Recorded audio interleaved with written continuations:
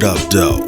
You are now rocking with the pod, the People Detroit podcast, hosted by Sir LA, Dahlia, and on this episode, Sickle Cell Awareness with our special guest, Mr. Bradley. The pod, sponsored by Natural Nation Shywear. All right. What up, though, world? How y'all feeling? How y'all doing? The name is Sir LA. Very nice to meet y'all. What up, though? It's your girl, Dahlia. And basically, we are here on the behalf of my daughter calling me soon as I start. That's crazy. But, again, welcome to the pod, a.k.a. People of Detroit. And just to give y'all a brief rundown on what we doing here and what we trying to accomplish, we really want to reach out to like people of Detroit just to hear their experiences, or meet people that's putting people in better positions, or meet people that done lived in Detroit their whole life, and just to hear their stories and certain things that they've went through that a lot of people don't really know about. So today, got a very special guest today, and this is the episode 1, very first one, the pilot. And I thought I had my brother on here, knew him for 20 years, and really I wanted him to kind of tell his story and the things that he went through dealing with sickle cell anemia. Now, in the black community, a lot of people don't really, know about it. They only know people with it. They haven't experienced the situation with an individual. So I felt like he can tell his story, I could tell my story, and, we could kind of talk about it so people will be more aware. I feel like I'm a sickle cell advocate. So I feel this is something that everybody could learn about, know about, and just become friendly with. So, Mr. Bradley. Yep. Homeboy right here, 20 years. Basically, we just want to start in the beginning. Where were you born at for the most part? I was born in Detroit, Michigan, at Sinai Grace Hospital. Sinai. Oh yeah. Sinai. Okay. Detroit 6. We wouldn't take nobody there, but Yes, it's different in the 80s. It's a lot of stories It's attached to different Sinai. 88 was probably a bit different when I was born. So tell everybody at 6 months old what your parents found out about you. So basically, when I was 6 months old, in Michigan, they actually have a law where they have to blood test every child that's born and screen them for sickle cell disease. And of course, when I was 6 months, I got the same screening process, and I was diagnosed with sickle cell disease when I was 6 months old. Okay. So I've been living with it ever since then. Okay. Now just get the people familiar with how as a kid, how was you treated? When you were having that disease, like how was you treated? As far as like hospitals, family members, like how did it go for the most part? Okay, so to start it off, sickle cell is a blood disorder where our red blood cells are not. Normally, red blood cells are round and squishy, and they flow through blood vessels like perfectly with no problems. But with sickle cell, ours is mutated, so ours become the shape of a sickle, and they become sticky and everything. So when it tries to flow through our blood vessels, they kind of get stuck, and they block the oxygen flow to parts of your body, and that is very important to get oxygen to parts of your body, and that causes pain, and that causes the pain damage. comes from the blockages in the vessels. Because he don't have a lot of red blood cells. He got red blood cells, but he still has a lot of cells they shaped like a banana, and they real sticky, and they real so they get caught in his veins. So whenever there's a blockage or something in his body, that's pain. And that's just me firsthand. And on that note, sorry to interrupt. No, go ahead. Only about 5% of blood donors are African Americans. And with a condition such as sickle cell disease affecting a large minority population of African Americans, I urge you definitely to donate blood, because a lot of blood transfusions and things of that nature takes place with sickle cell patients, and the need for blood is astronomical with the Black community. So definitely encouraging more people to be donors on that note. Yep, That is true. And you know, like I said, me knowing him 20 years, I would say 19, 20 years, I done seen a lot. I done dealt with a lot with helping him out or him going through certain situations. I'm talking about rushing to the hospital. We in the middle of having fun. We got to drop everything. Out of Town trips, road trips, whatever you think of, you name it. He had some type of situation where we had to get him together. It wasn't just me. It was quite a few of us back in those days, but it's just crazy. And just to think, like, out of one out of every 365 African American babies born, somebody has sickle cell. That number is crazy. That's why I want to really urge people to go get checked to see if you have the trait. If you got the trait, your spouse has the trait, that's automatic sickle cell. No stopping. Automatic. No stopping. Definitely. I think it's just a conversation that should just happen right at the dinner table. Like, hey, what's your favorite color? Okay, can we go ahead and get screened for sickle cell before we move forward with this date? Thank you. Okay, check please.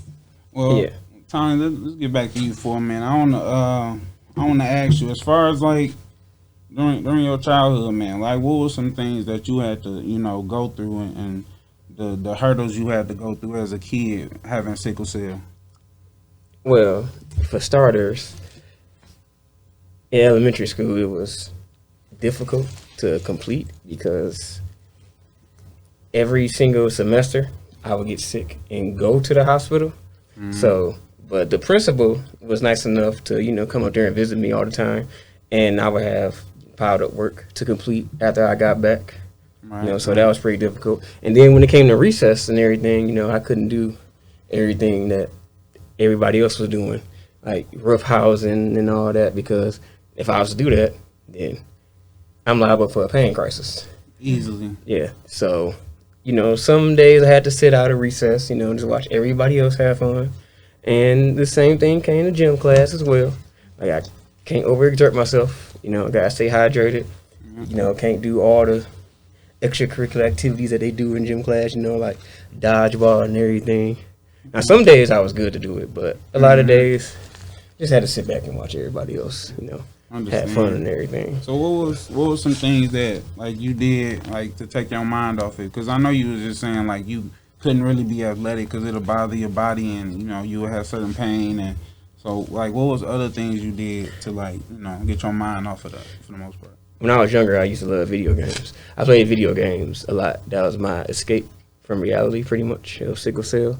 So I played a lot of video games, and I listened to a lot of music too. I try to listen to a lot of music. When I got to middle school and I finally got a CD player, I brought that to school with me every day. I used to listen to my music at lunch, and at recess and everything. So, that helped me cope with the fact that I couldn't be like every other kid all the time. Right. I mean, I hear you kind of good at computers too, man. Oh yeah. You know a little bit about that, man. Yeah, just a little. When I was growing up, of course, opposed to video games and music, I also dabbled with computers. I got my first computer in 1999, courtesy of Ford, because my dad worked there. And once that happened, shout out Tom Bradley. Oh yeah. So once that happened, I started dabbling with computers, like. Taking it apart, putting it back together, visiting certain sites, trying to get into them, not going to name the sites, but, so I did a lot of stuff like that with computers, because I had a lot of time on my hands, too, especially when I got sick in the hospital. I just researched stuff like crazy when I'm in the hospital. I have a question.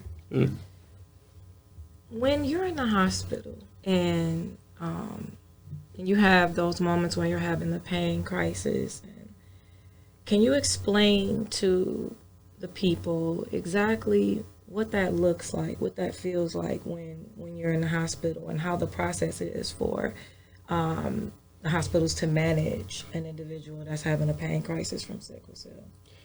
Okay, so when it comes to being in a hospital, it differs vastly from being a child to an adult. So Yeah. I'm just going to start by explaining the pain of sickle cell. Like, a lot of sickle cell patients have pain in specific spots usually that it always eggs them on. Usually it's my back, and that pretty much feels like maybe 10-ton weight on my back, like an elephant sitting on it, and getting stabbed at the same time with molten lava being poured. Oh my goodness. Like all at once. That's how it feels. And it's very hard to breathe. Like, it's very difficult to breathe during this process as well. But when I was a child going to Children's Hospital, once you get into the emergency room and they see your symptoms and they recognize you have sickle cell anemia, they shoot you straight to the back. Straight to the back. They give you oxygen. They give you pain medication because that's how they usually cope with the pain and everything. And, the nurses and everything was nice.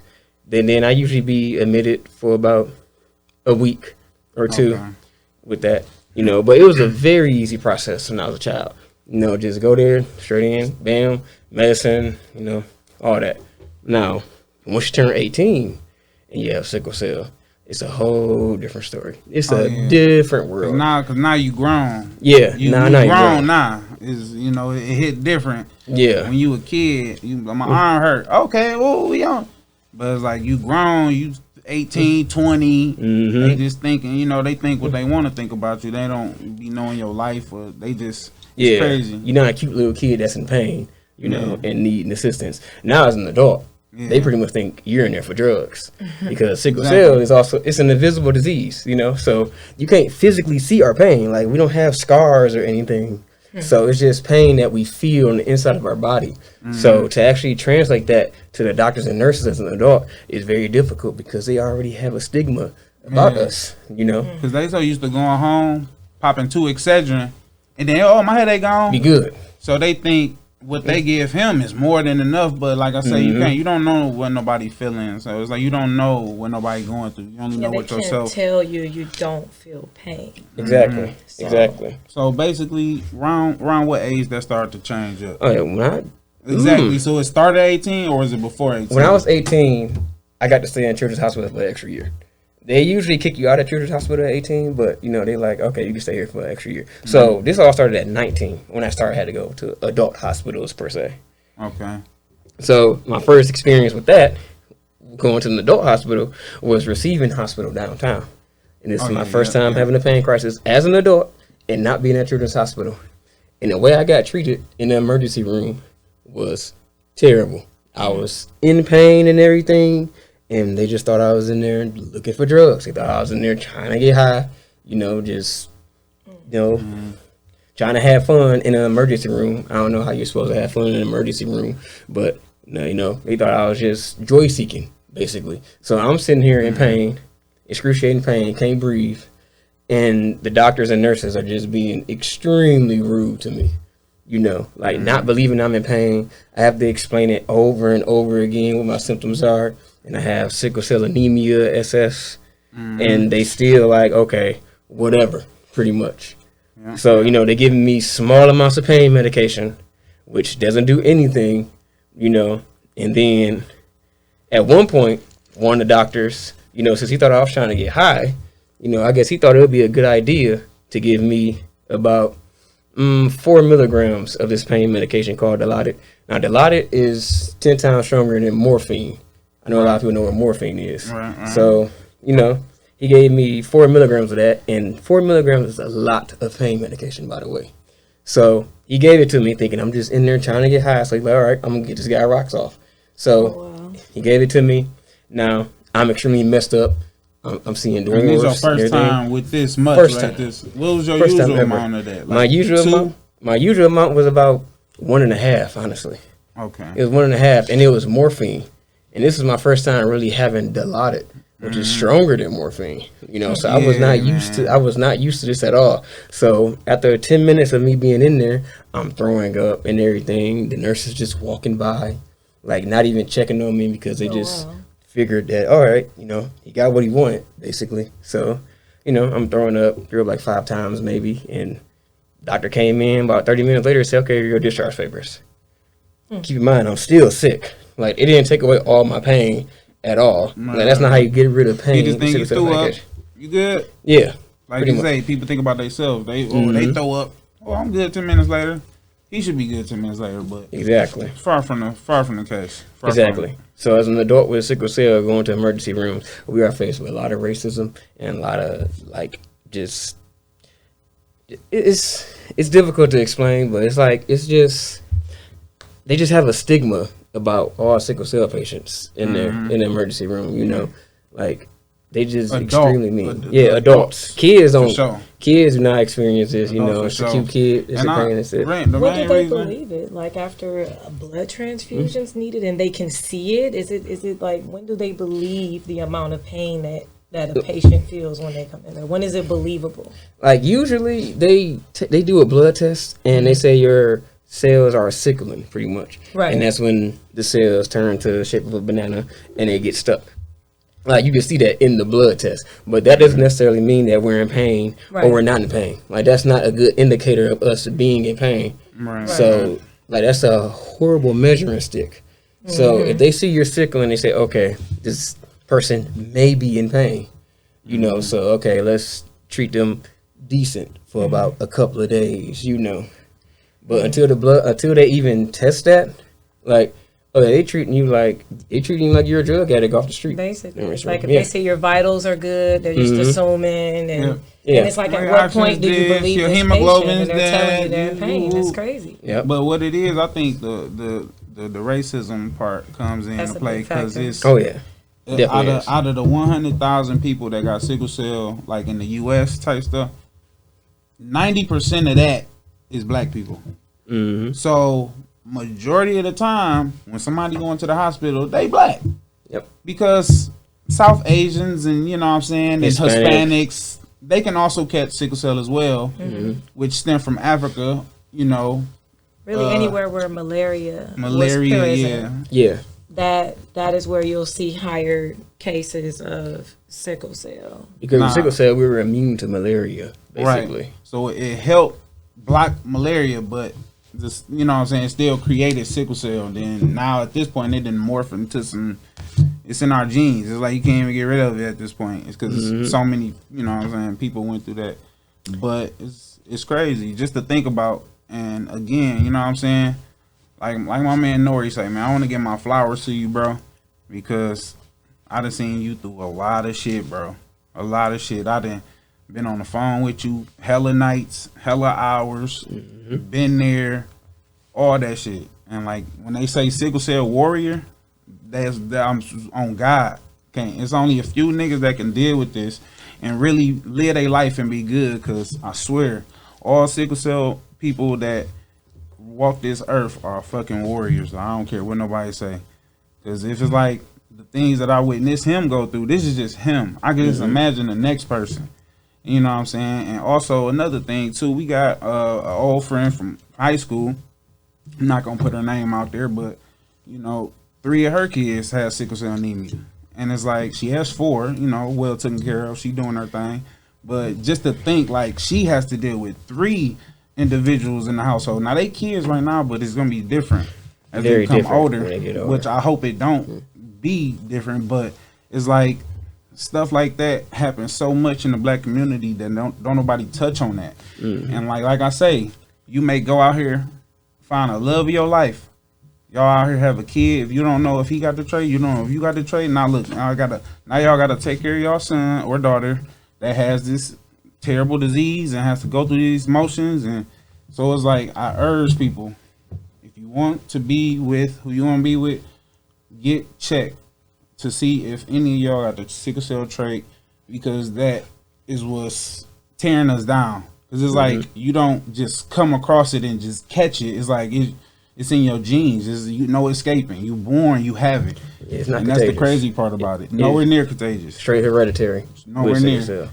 And forget all the crazy hospital moments, man. Name some highlights, bro, of your life. You know what I'm saying? Going through this stuff. What's some highlights that you experienced as a kid, as a teenager, as an adult? Just, you know what I'm saying? Not you having sickle cell, not saying that you can't do the same thing if you ain't got it, but like what's some things you thought you would never do as far as like having sickle cell, like growing up or at any point in your life? Now the first crazy thing that happened, as a benefit to sickle cell, I guess you would call it, is that I was a recipient of the Make-A-Wish program when I was around 11, 12 years old. Mm-hmm. And they pretty much grant any child a wish to maybe meet a celebrity, take a vacation somewhere to maybe Disney World or something and bring about 6 people with you, or have a shopping spree, something like that. It's other wishes too, but those are the main 3 that kids usually make. And my first wish was honestly to go to Disney World and take about 6 people with me. But ironically, when my trip was coming up, I got sick and got put in the hospital again. Mm-hmm. So they had to cancel that wish. So my wish ended up being a shopping spree to Toys R Us, and I got to bring about 6 or 7 of my friends, and they picked us up in a limousine. Okay. So yeah, that was a good highlight. They make sure they pull it all off and stop. Oh yeah, they shut it down too. Like they shut down Toys R Us. There's nobody in there but us, And so we pull up in a limousine, and nobody else is in there. And I think they let me pick about maybe $7,000 worth of toys and everything. Wow. So yeah, safe to say that the baskets were filled up with a lot of stuff. And this is around the time Pokemon came out too. So, all my friends got Game Boy Yellows, the Pikachu edition. Oh man. Yeah, so yeah. For sure. Yeah, we was envy on the block, basically, when we came back. That was right before I came around. That was a few years before I came right around them. So he couldn't get a Pikachu edition Game Boy. He missed out on toys and nothing, but it's cool. It's cool, you know what I'm saying? But I thought you had a question about to say something. So let me see. How has it affected you as far as like mentally? You know what I'm saying? Because it's like in life you gotta have that most definitely on track, and with you going through what you're going through and deal with you have to deal with day after day, time after time, it's like how do you control your mental to be where it is? You know what I'm saying? Now, with the mental aspect, like when you have a pain crisis with sickle cell, it's not all physical pain. There is a mental aspect to it, especially, when you're an adult, because for one, we have to go through the horrible process of being judged in the emergency room. And even when we get admitted to the hospital, it's still maybe some doctors and nurses that still are mean to you or whatever and think you're just in there for only one reason, and they don't give you your pain medication on time, or they don't care or anything. So that's really harsh on the mental, You're just asking, why am I here? It's a lot of questions you ask yourself as a recipient of, that vile behavior from the staff. So it's, and even in the hospital, like you can really feel alone in the hospital. You're going through all this pain and everything, and you're seeing the same 4 walls pretty much for days and days on end. So that really affects you. You start to feel lonely. You start to ask questions about life and everything, like why am I going through this pain and everything. So yeah, it's a real isolated feeling, And of course, family and friends are there for you, but sometimes it's enough, but sometimes, some family and friends feel like, it's all right. It's a routine, basically. They get stuck in the motion. Right, it's stuck in the motion. Like, all right, desensitized. Yeah, you pretty much get desensitized. Like, oh, okay, he's back in the hospital. This person's back in the hospital. Like, okay, what's new? You know what I'm saying? So it's like, all right, they'll be back out.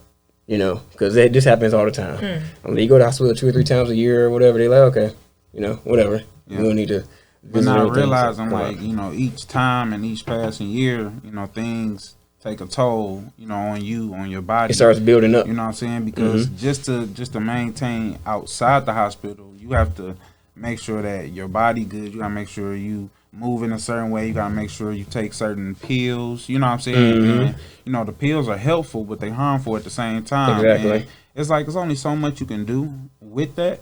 You know, you know, and I partake in the Mary Jane, and he has successfully passed up 6,000 to 7,000 blunts before he decided to come smoke. So he started smoking a little late, and by the time he started smoking, it was helping, but it was hurting him because he was so much older and wanted to smoke. It was hard on his lungs, so he kind of had to stop. But you know, we was trying to get him to. Man, I'm telling you, maybe 10,000 blunt. I don't even know. We would sit there and be smoked. Time. No. You're a handful very, of very handful of strong times, handful of times in between there where he would, and there was some funny moments, funny times, but that's few and far between for sure. It seemed like he's like evoking some power from like the Shaolin or something. Right. I don't know. Like, Wu-Tang Shaolin style. Iron Walker proved I have that a peer question. pressure is not 100% effective. I have a question. What I want to know about, what's going on with the dating life? How's that? How's that? You know what? When the dating life is kind of difficult, you know, when you get around to it, because it's like you have to find somebody that's gonna be willing to accept you for you, pretty much. Yeah. Like, okay, I may get sick and go to the hospital, you know, for a week or two or whatever. So Right, like you gonna be my rider? I got you. yeah, exactly. Yeah, you know, because I've talked to some girls that I've been, you know, sick and they just kind of dipped.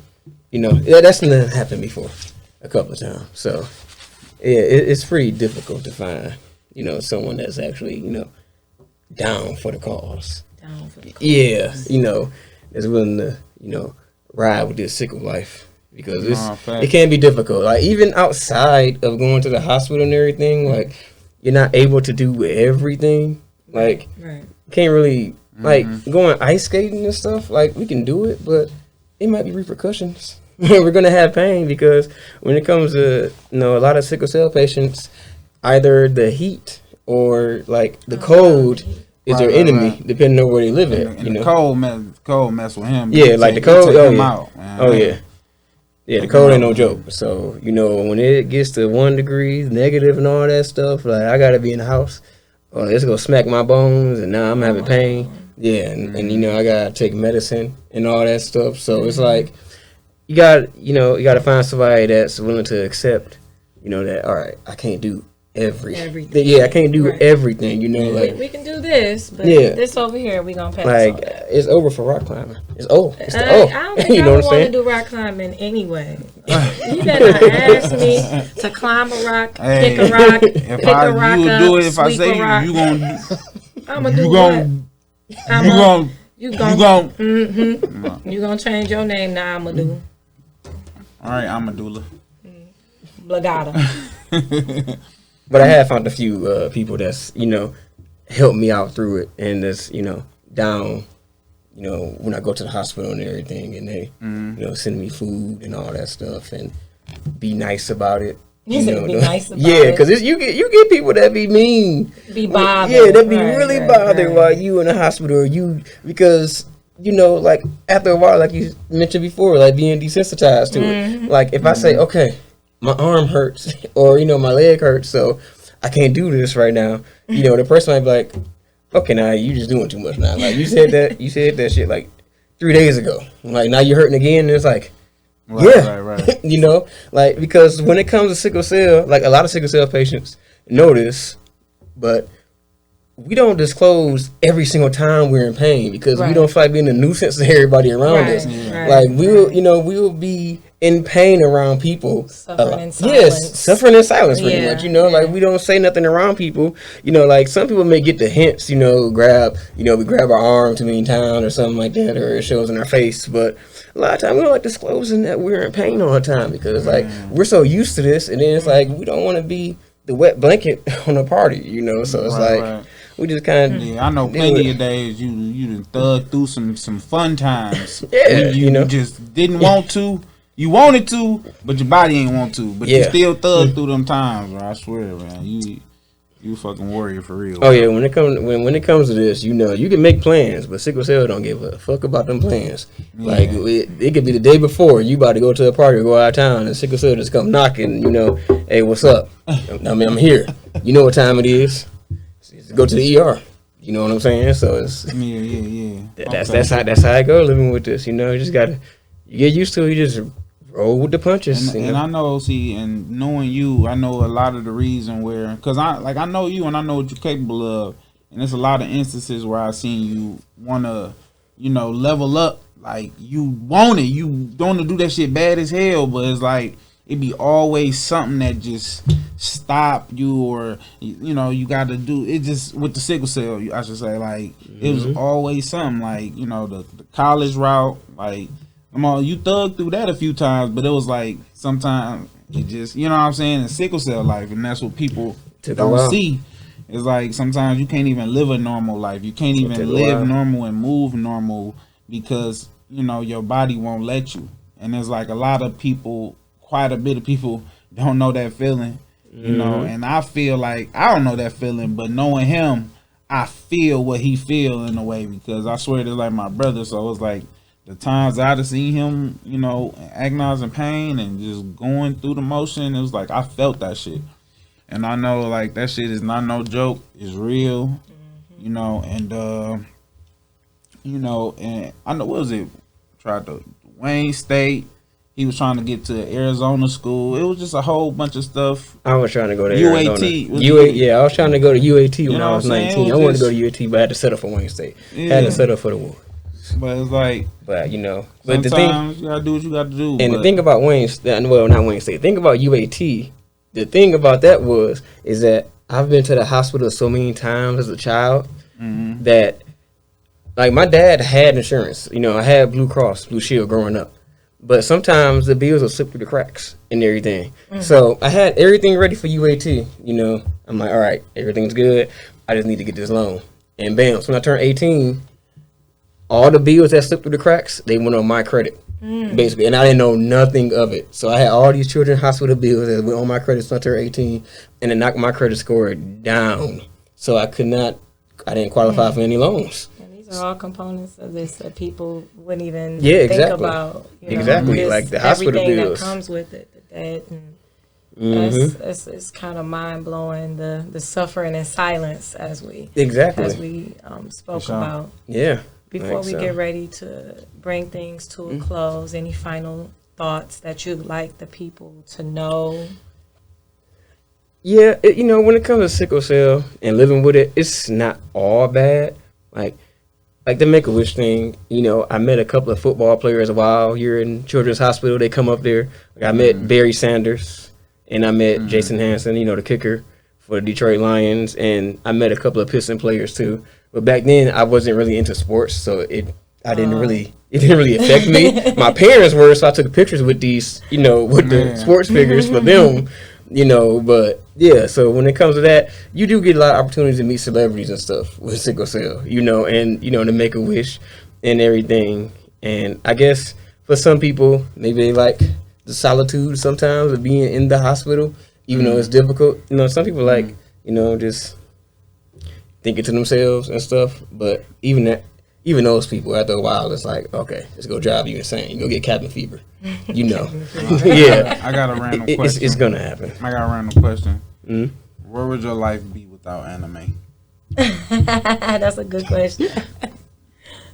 That's a hard question right there. Man, I wouldn't even be sitting here right now. I ain't gonna even hold you. You gave me my first Japanese candy.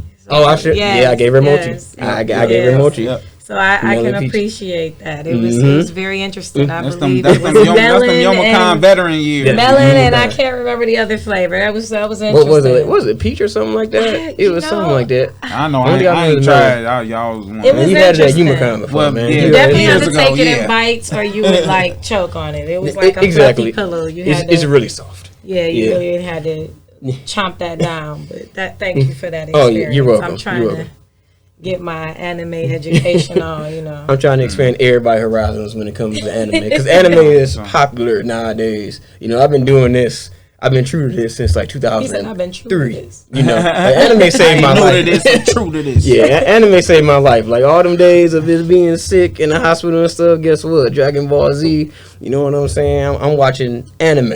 You know, so it a big component of my life. So I don't know where I would be without anime. I swear, you most definitely bleed that, man. Oh yeah, no, yeah, it's tattoo, like literally bleed But it. you so. know, you know what I'm saying. I ain't gonna hold you too long. I'm highly appreciative of you stepping out. Thank you. You know what I'm saying, and coming to touch bases with us. I just want people to touch bases with sickle cell anemia, and I want people to realize that that's very important. And I need the black community to realize that, because don't nobody care about it if it's not with them. Don't nobody care about it, but we should.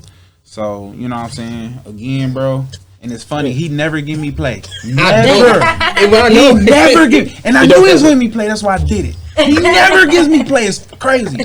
But thank you, brother. Oh yeah, no you problem. already know I appreciate you coming through, man. And I guess I got one more thing to say. Go ahead. Like when it comes to sickle cell awareness, we're at the bottom of the totem pole. You know, because like you just said earlier, like unless it affects somebody around you, you know, somebody with sickle cell, like people don't really care about it. You know, like cancer, leukemia is a big thing. Not saying that those are, you know, worse than sickle cell or better, you know, but we're at the bottom, you know, so sickle cell awareness is really important.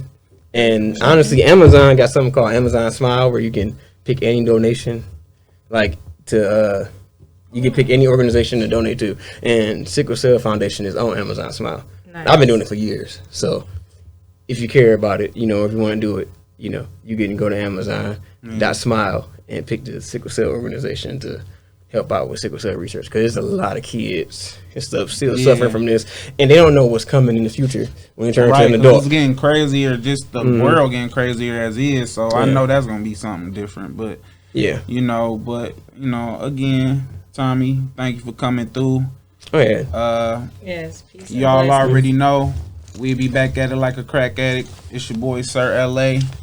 Everybody, it's your girl Dahlia. We're going to provide those links in the description on how you can give. Make sure you all screen and donate blood. Your community depends on it. Facts. And this is the people of Detroit. Yes. Y'all stay blessed.